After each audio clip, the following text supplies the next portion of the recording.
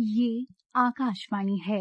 प्रस्तुत है कार्यक्रम कंट्री वाइड। इसके अंतर्गत सुनिए चिकित्सकों और स्वास्थ्य कर्मियों की सुरक्षा के संबंध में उठाए गए कदमों पर चर्चा। इसमें भाग ले रहे हैं स्वास्थ्य विभाग के महानिदेशक डॉक्टर अतुल गोयल और आकाशवाणी संवाददाता कमल कुमार प्रजापति। केंद्रीय गृह सचिव गोविंद मोहन और स्वास्थ्य सचिव अपूर्व चंद्रा ने कल डॉक्टर्स और स्वास्थ्य पेशेवरों की सुरक्षा के लिए तत्काल उठाए गए कदमों के संबंध में राज्य के मुख्य सचिवों और डीजीपी के साथ एक अहम बैठक की सहअध्यक्षता की थी। और जो डॉक्टर की सुरक्षा के लिए उठाए गए कदम हैं, उपाय हैं, उनमें खासतौर पर जो मेडिकल कॉलेजेस हैं और इसके अलावा जो जिला अस्पताल हैं, उनके प्रबंधन के साथ संयुक्त सुरक्षा को लेकर इसमें सुरक्षा के कई कदमों पर बात की गई थी। और इसमें हम ये भी यहाँ पर रेखांकित करना चाहेंगे कि जो मौजूदा बुनियादी ढांचा है, उसकी सुरक्षा व्यवस्था में क्या कुछ बदलाव होने चाहिए, क्या कुछ सुधार होने चाहिए, इस संबंध में एक समीक्षा को लेकर ये बैठक अहम मानी जा रही है। तो आज इस बैठक के मुख्य बिंदुओं और साथ में हाल ही में डॉक्टर्स और स्वास्थ्य पेशेवरों की जो सुरक्षा है, उसके संबंध में उठाए गए कदमों पर हम कार्यक्रम में विस्तार से बात कर रहे हैं। हमारे साथ कार्यक्रम में शामिल हैं स्वास्थ्य मंत्रालय में स्वास्थ्य विभाग के महानिदेशक डॉक्टर अतुल गोयल। बहुत बहुत स्वागत है सर आपका। नमस्कार कमल जी। तो सबसे पहले हम इस बैठक के मुख्य बिंदुओं पर आपसे जानकारी चाहेंगे कि क्या कुछ मुख्य बातें इसमें निकल कर आई।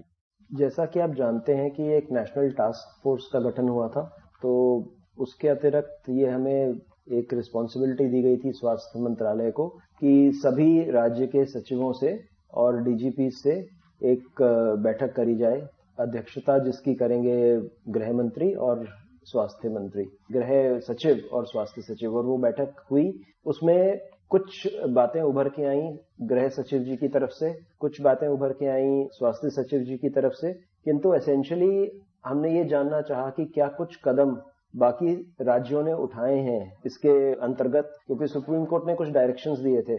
तो काफी कुछ निकल के आया, क्योंकि राज्यों ने हमें बताया कि काफी कुछ कदम वो ऑलरेडी उठा चुके हैं। राज्यों को ये भी कहा गया कि 2 दिन पहले उनको पत्र लिखा गया था, जिसमें एक फॉर्म भेजा गया था, जिसके अंतर्गत जो भी चीजें वो कर रहे हैं या उनके कॉलेजेस में हो रही हैं, उसके हमें समीक्षा दी जाए। आदरणीय गृह सचिव ने इस बात पे जोर दिया कि हमें उन स्थानों को आइडेंटिफाई करना चाहिए अस्पतालों में जो सेंसिटिव हैं और जहां पे हमें और सुरक्षा की आवश्यकता है।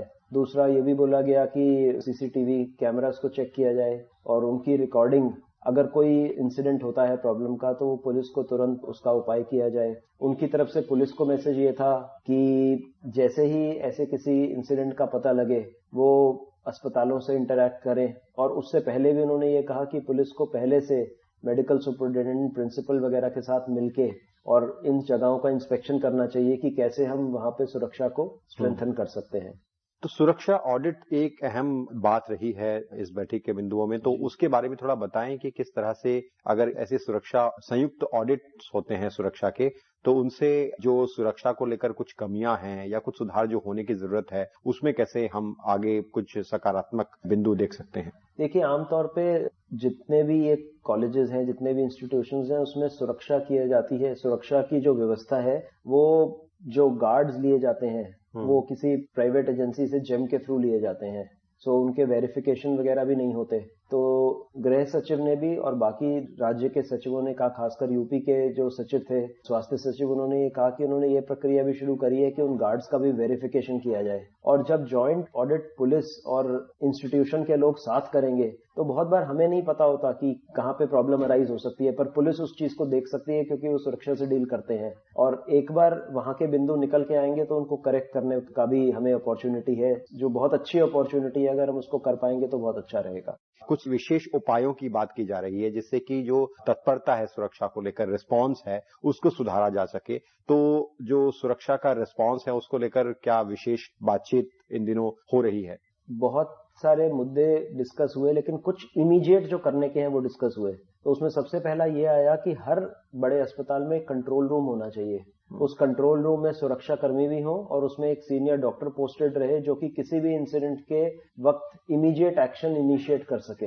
दूसरा ये मुद्दा समझ में आया कि सिक्योरिटी कमिटीज बननी चाहिए हर इंस्टीट्यूशन में, और इन सिक्योरिटी कमिटीज में जो डॉक्टर्स हैं, जो अफेक्टेड हैं, रेजिडेंट डॉक्टर्स, उनके सदस्य भी हों। तीसरा ये मुद्दा आया कि इमीडिएटली जो लाइट की व्यवस्था है वो चेक करी जाए, ताकि कोई ऐसा एरिया ना हो जो अंधकार में रहता हो, जहां से निकलने में कोई प्रॉब्लम हो सके डॉक्टर को, या जहां पे कुछ सुरक्षा की प्रॉब्लम आए। चौथा बिंदु ये आया कि अस्पताल में पब्लिक को आप आने से तो नहीं रोक सकते, इन अस्पतालों में बहुत भीड़ आती है, लेकिन कम से कम कुछ एरियाज में उनका जाना बंद किया जा सकता है, जैसे आईसीयूज में, जैसे ऑपरेशन थिएटर्स के पास, तो वहां पे पब्लिक का थोड़ा जाना कम किया जा सकता है, रिस्ट्रिक्टेड किया जा सकता है। आमतौर पे गवर्नमेंट हॉस्पिटल में पास सिस्टम सब जगह नहीं है जैसे प्राइवेट हॉस्पिटल में होता है, तो ये बात हुई कि पास सिस्टम इंट्रोड्यूस किया जाए और उसको एनफोर्स भी किया जाए, और वो पास सिस्टम मिलने के समय भी रहे। जैसे नॉर्मली क्या होता है कि पास सिस्टम आरएमएल हॉस्पिटल में जैसे है, तो रूटीन टाइम में तो 1 या 2 लोग ही रहते हैं, वो पास लेके रहते हैं, लेकिन शाम को जब पेशेंट से मिलने का वक्त होता है 5 से 7 के बीच में, तब ऐसा देखा है कि पूरे परिवार के परिवार बिना किसी चेकिंग के अंदर जाते हैं। उसको बोला कि मना करना चाहिए हमें, क्योंकि उस वक्त भी पास सिस्टम से 1 या 2 लोग ही जाएं। फिर एक बहुत जरूरी ये भी बात हुई कि आमतौर पे क्यों लोग जाते हैं, क्योंकि गवर्नमेंट हॉस्पिटल में कई बार इस चीज की व्यवस्था नहीं होती कि अब ट्रॉली ले जाना है, कहीं एक्सरे के लिए ले जाना है, तो लोग नहीं उपलब्ध होते, तो इसीलिए रिश्तेदारों की आवश्यकता पड़ती है और इसीलिए लोग रहते हैं। तो ये कहा गया कि आप इमीडिएटली और लोगों के लीजिए, ताकि आपके पास इन कामों के लिए रिश्तेदारों की आवश्यकता ना हो, वो हॉस्पिटल के लोग ही करें। फिर ये भी बात हुई ये कि इमीडिएटली सुरक्षा कर्मी बढ़ाएं और उनमें कुछ मार्शल्स ले लें जो कि एक इमरजेंसी रिस्पांस के लिए इमीडिएटली अवेलेबल हो, उसी वक्त आगे बढ़े उसके लिए। आपने एक अहम पहलू की बात की कि जो सुरक्षा को लेकर एक कमेटी है जिसको फॉर्म करने का बड़ा अहम सुझाव है, और जिसमें खासतौर पर वरिष्ठ चिकित्सकों के साथ साथ यहाँ तक कि विद्यार्थी भी हैं, उनको भी शामिल करने का, उनकी भी रिप्रेजेंटेशन की बात है। तो इस तरह की समिति से कैसे जिला अस्पतालों में, मेडिकल कॉलेजेस में एक बड़ा सुधार, या कह सकें कि एक निगरानी हम देख पाएंगे और सुरक्षा को और ज्यादा सही तरीके से प्रबंधित करने में इससे मदद मिलेगी? इस कमेटी के होने से 2 बातें होंगी। एक तो जो लोग अफेक्ट होते हैं, रेजिडेंट डॉक्टर्स, वो उस कमेटी में हैं, तो उनको पता है क्या क्या प्रॉब्लम्स हैं। दूसरा, इस कमेटी के जरिए सीनियर डॉक्टर्स भी ऐसे टाइम पर जब प्रॉब्लम्स होती हैं अस्पताल आएंगे, देखेंगे क्या प्रॉब्लम्स होती हैं और इमीडिएट सॉल्यूशन उसका ढूंढेंगे। और सीनियर चिकित्सकों का अस्पताल में रहना शाम के टाइम या रात के टाइम बहुत यूजफुल रहता है। हमारे जैसे केंद्रीय जो संस्थान है उनमें ये व्यवस्था ऑलरेडी है, चाहे वो लेडी हार्डिंग हो, चाहे वो आरएमएल हो, चाहे वो सफदरजंग हो। ऐसा नहीं कि उनसे इंसिडेंट्स कम हो जाते हैं, लेकिन उन इंसिडेंट्स के टाइम अगर एक सीनियर डॉक्टर हो, वो उसको किसी दूसरी तरह से हैंडल करेगा। यही दिक्कतें उससे सॉल्व होती हैं। अब क्योंकि गृह मंत्रालय और स्वास्थ्य मंत्रालय के समन्वय से इस पूरे विषय को देखा जा रहा है, तो इसमें आपको क्या लगता है कि इसमें जो पुलिस विभाग है या जो सुरक्षा से जुड़े हुए पूरी व्यवस्था है, वो कैसे अस्पतालों के साथ, मेडिकल कॉलेजेस के साथ एक पूरे समन्वय के साथ मिलकर इस मसले को और ज्यादा सकारात्मक तरीके से समाधान पेश कर सकती है? तो पूरा जो समन्वय है दोनों मंत्रालय का और जो बैठकें भी हो रही हैं इस संबंध में, उसके बारे में बताएं कि ये समन्वय कैसे कुछ अच्छे रिजल्ट्स दिखाएगा। देखिए, क्योंकि सभी राज्यों के पुलिस अधिकारी डायरेक्टली गृह मंत्रालय के अंडर आते हैं, तो ऑब्वियसली जब गृह मंत्रालय उनको कुछ करने को बोलेगा तो वो ज्यादा इफेक्टिव होगा। तो जब गृह मंत्रालय और स्वास्थ्य मंत्रालय साथ साथ बैठेंगे तो पुलिस ज्यादा इंटरेस्ट लेगी डॉक्टर्स की सुरक्षा में। हालांकि मैं ये नहीं मानता कि डॉक्टर्स उनके लिए कोई अलग व्यवस्था होनी चाहिए, लेकिन अस्पताल ऐसा एरिया है जहाँ पे कई बार पैशंस बहुत हाई चले जाते हैं, क्योंकि इमरजेंसीज होती हैं, डेथ्स भी होती हैं, भीड़ बहुत होती है। तो वो एक ऐसी जगह है जहाँ पे पुलिस के साथ समन्वय की बहुत अधिक आवश्यकता है, और गृह सचिव के होने से इन मीटिंग्स में बहुत फर्क पड़ा है, क्योंकि कल हर स्टेट के डीजीपीज थे और उन्होंने ऐसी चीजें बताई जो वो कर चुके हैं ऑलरेडी। जैसे एक ऑफिसर अपॉइंट कर चुके हैं अस्पतालों के साथ समन्वय करने के लिए। 2 महीने में जो टास्क फोर्स है उसको रिपोर्ट भी सबमिट करनी है। तो ये एक्शंस जो हैं उससे पहले करने के हैं, और हम करके फिर टास्क फोर्स को बताएंगे कि ये एक्शंस हो चुके हैं। उसके आगे के एक्शंस बाद में होंगे, जैसे वो एक्शंस हैं ड्यूटी रूम प्रोवाइड करना, पीने का पानी या वॉशरूम्स वगैरह प्रोवाइड करना। अब उसमें बहुत जगह ये व्यवस्था है ही नहीं, तो उस व्यवस्था को करने में थोड़ा समय लगेगा। हालांकि कल एक और अच्छी बात हुई, सारे राज्य के जो सचिव थे उन्होंने ये कहा कि हमने एक्स्ट्रा कमरे, कई बार कमरे बंद रहते हैं अस्पतालों में, ताले लगे रहते हैं, पता ही नहीं लगता उनका यूज क्या है, चाबी किसके पास है। तो उन्होंने ये शुरुआत करी है कि सारे कमरे खुलवा के और ये डिटरमिन किया जाए कौन कौन से कमरे as duty room junior doctors को दिए जा सकते हैं, जो कि सेफ हो, जहाँ पे सिक्योरिटी प्रोवाइड करी जा सके और सारी फैसिलिटीज हो। तो नेशनल टास्क फोर्स के आने से एक हम कह सकते हैं कि पूरी जो सुरक्षा की व्यवस्था है उसको लेकर हमारे पास कुछ ठोस बिंदु रहेंगे। बिल्कुल रहेंगे, क्योंकि ऑनरेबल सुप्रीम कोर्ट ने कुछ डायरेक्शंस भी दिए हैं नेशनल टास्क फोर्स को कि क्या क्या आपको देखना है। उनमें ये सारी बातें चिन्हित करी गई हैं। तो टास्क फोर्स में काफी सीनियर लोग हैं, एक्सपीरियंस लोग हैं, तो कुछ निकल के आएगा डेफिनेटली उसमें से। और साथ में हम कार्यस्थल की सुरक्षा की बात कर ही रहे हैं, तो ये आवश्यक है कि हर कार्यस्थल एक सुरक्षित हो। हम आपसे ये भी समझना चाहेंगे, जैसे केंद्रीय अस्पताल हैं जहां पर बहुत ज्यादा मरीजों की संख्या हमें देखने को मिलती है, ऐसे में केंद्रीय अस्पतालों पर क्या विशेष फोकस इन बैठकों में हो रहा है, जिसपे कि भीड़ बहुत ज्यादा है और रोजाना कई राज्यों से लोग अपने इलाज के लिए इन अस्पतालों की ओर आते हैं? हमारे यहाँ कहीं एक रेफरल सिस्टम नहीं है। हर आदमी एक छोटी सी प्रॉब्लम के साथ अस्पताल पहुंच जाता है, इमरजेंसी में या ओपीडी में। तो उस रेफरल सिस्टम को भी आखिरकार एस्टैब्लिश करना पड़ेगा ताकि इन जगहों पे थोड़ा रश कम हो। तो तकनीकी का इस्तेमाल क्या सुरक्षा को पुख्ता बना सकता है? जैसे हम देखते हैं कि एम्स जैसे अस्पतालों में या तमाम अस्पतालों में ऑनलाइन अपॉइंटमेंट की पहल की गई है, और जिससे कि आपने रश की बात की, रश कम हो, तो कुछ ऐसे उपायों की ओर सोचा जा रहा है जिससे कि हम तकनीक के सहारे से जो कुछ जटिलताएं हैं व्यवस्था की उसको कम कर सकें और सुरक्षा बढ़ सके। एक्चुअली ऑनलाइन अपॉइंटमेंट्स आप ओपीडी के लिए तो कर सकते हैं, वो केंद्रीय संस्थानों में भी हैं। एम्स में तो खाली ऑनलाइन अपॉइंटमेंट्स होते हैं, आप डायरेक्टली जाके दिखाई नहीं सकते। लेकिन हमारे सेंट्रल गवर्नमेंट हॉस्पिटल्स और राज्य के जो संस्थान है उनमें ये बात पूरी तरह से लागू नहीं हो सकती, क्योंकि उसमें जनरल पेशेंट वॉक इन है। इसी तरह इमरजेंसी में पेशेंट वॉक इन होता है। सो कुछ हद तक कम होगा, पर पूरी तरह से रश कम नहीं होगा जब तक एक रेफरल सिस्टम नहीं बनेगा। अब मुझे खांसी है सपोज करिए, तो मुझे उसके लिए अस्पताल जाने की जरूरत नहीं है। मुझे प्राइमरी हेल्थ सेंटर पे जाना चाहिए उसके लिए, या मुझे एक छोटे अस्पताल में जाना चाहिए, इसका वहां निवारण हो सकता है। अगर नहीं सॉल्व हो तो अपने आप रेफरल करें। तो ये रेफरल सिस्टम एस्टैब्लिश करना बहुत जरूरी है हर राज्य में। जब ये रेफरल सिस्टम एस्टैब्लिश होगा, ऑटोमेटिकली रश इन जगहों पे कम होगा, और जब रश कम होगा तो सिक्योरिटी इश्यूज भी कम होंगे हमेशा।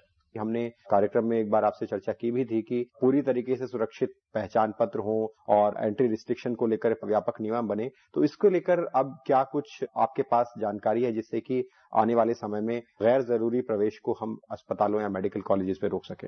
ये बात राज्यों से हुई थी कि हर कार्य करने वाला व्यक्ति जो है अस्पताल में, संस्थान में, उसके पास आई कार्ड होना चाहिए, ताकि सुरक्षा कर्मियों को ये ज्ञात रहे कि कौन यहाँ कार्य के लिए आ रहा है और कौन बिना कार्य के लिए आ रहा है। लेकिन जैसा मैंने बोला, ये पब्लिक हॉस्पिटल्स हैं, इसमें ओपीडी के टाइम किसी की भी एंट्री रिस्ट्रिक्ट करना शायद बहुत कठिन होगा। और हाँ, ऑनरेबल सुप्रीम कोर्ट ने ये डायरेक्शंस दी हैं कि सबकी चेकिंग हो, लेकिन यहाँ पे इतना ज्यादा इनटेक है लोगों का, और वो भी इकट्ठे, तो देखते हैं किस हद तक वो संभव है। अगर प्राइमरी हेल्थ सेंटर्स की बात करें तो राज्यों को लेकर स्वास्थ्य मंत्रालय और गृह मंत्रालय की ओर से क्या कुछ सलाह या क्या कुछ बैठक में निर्देश हम कह सकें कि जारी हैं, जिससे कि इन स्वास्थ्य केंद्रों में भी हम सुरक्षा को पुख्ता कर सकें? स्वास्थ्य केंद्र हैं जैसे गांव में या जिला लेवल पे, उसमें आमतौर पे इतनी ज्यादा समस्या नहीं होती। लेकिन क्योंकि वहां पे पेशेंट नंबर ऑफ जो मरीज हैं वो कम है, वो उतने नहीं है, लेकिन फिर भी राज्यों को ये कहा गया है कि वहां भी पुख्ता एक व्यवस्था की जाए, चाहे उसमें पंचायत या लोगों का इन्वॉल्वमेंट हो, उसको देखा जाए। पिछले दिनों जो एक सलाह जारी की गई थी स्वास्थ्य मंत्रालय की ओर से इस संबंध में, तो क्या उस सलाह को हमारे श्रोताओं के लिए आप थोड़ा सा दोहराना चाहेंगे कि वो उनमें जो मुख्य बिंदु रहे थे, हमने उन पर काफी कुछ चर्चा तो की, लेकिन उस सलाह ने और उस परिपत्र ने एक तरह से एक पूरा विषय रख दिया था, पूरा एक खाका रख दिया था कि अस्पतालों में, मेडिकल कॉलेजेस में क्या कुछ सुरक्षा की व्यवस्था आवश्यक है। उसमें जो बातें मैंने कुछ बोली, उसके अलावा भी कुछ और बातें थी। उसमें ये था कि एक तो जो FIR लॉज हो वो इंस्टीट्यूशन करे, वो एक डॉक्टर ना करे, क्योंकि डॉक्टर अगर करेगा उसमें दिक्कत होगी, इंस्टीट्यूशन करेगा तो केस फॉलो अप हो सकता है, डरेगा नहीं डॉक्टर। दूसरी ये बात हुई कि रोशनी एडिक्वेट होनी चाहिए, सुरक्षा कर्मी बढ़ाए जाएं, ड्यूटी रूम्स दिए जाएं, कंट्रोल रूम बने, तो उसमें कल एडिशनल सिक्योरिटी कमेटीज की बात करी गई। तो काफी सारी बातें राज्यों को बोली गई थी इस बारे में। बहुत बहुत धन्यवाद सर, आपने इस महत्वपूर्ण कल की बैठक के संबंध में और जो हाल ही में कदम उठाए गए हैं डॉक्टर्स की सुरक्षा और स्वास्थ्य कर्मी की सुरक्षा के लिए, उस संबंध में हमारे साथ जानकारी साझा की और विषय के बारे में विस्तार से बताया। बहुत बहुत धन्यवाद। धन्यवाद। अभी आप सुन रहे थे चिकित्सकों और स्वास्थ्य कर्मियों की सुरक्षा के संबंध में उठाए गए कदमों पर चर्चा। इसमें भाग ले रहे थे स्वास्थ्य विभाग के महानिदेशक डॉक्टर अतुल गोयल और आकाशवाणी संवाददाता कमल कुमार प्रजापति। ये कार्यक्रम आकाशवाणी के समाचार सेवा प्रभाग द्वारा प्रस्तुत किया गया। इसे आप हमारे mobile app news on AIR और YouTube channel news on AIR official पर भी सुन सकते हैं।